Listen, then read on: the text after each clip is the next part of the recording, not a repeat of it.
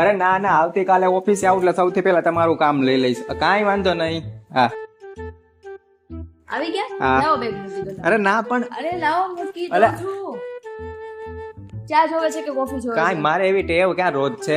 તો ઠંડુ ઠંડુ શરબત બનાવી દઉં? કાંઈ નથી જોતું, હમણાં હું પાણી લઈ લઈશ મારી થાકી હાથે. ગયા છો, લાવો પગ. અરે પણ હાથ દબાઈ દો, પગ આજે દબાઈ દો, હું છે કાંઈ આજે હે પગ દબાઈ દો.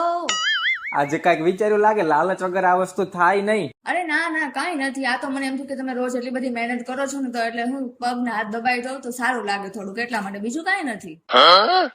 એવું બને નહીં. પાકું તારે કઈક આજે જોતું જ છે, કાં તો તે નુકસાન કર્યું છે, કાં તારા ઘરે જ આવું છે, કાં કાંઈક બીજું લાગે છે. આ મનમાં કંઈક હાલતું હશે તો જ તે આ વસ્તુ થાય.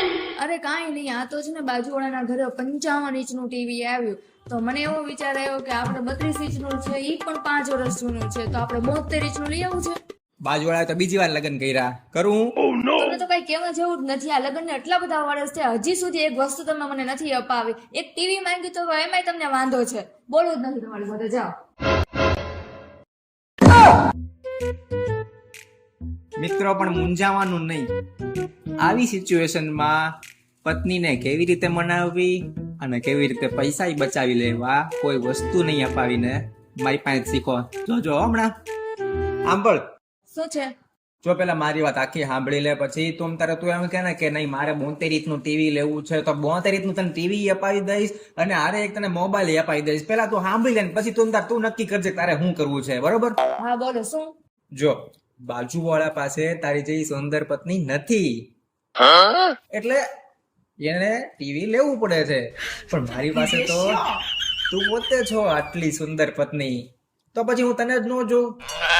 એટલે આપણે તો પછી હવે તું નક્કી કર, આપણે ટીવી લેવું છે, તું કે તો આપણે લઈ તમ તારે. બસ. વાત તો સાચી છે, હું સુંદર તો છું, પણ શું, જો તારે લેવું જ હોય ટીવી તમ તારે, તો આપણે ટીવી લઈ આવીએ, અત્યારે જ લઈ આવીએ, આજે નહીં અત્યારે જ જઈએ. પછી કહેતી નહીં હું આખો દિવસ ટીવી જોયા કરીશ. ના ના નથી લેવું, નથી લેવું. આપણે આ સારું જ છે. કેમ પણ જોયું?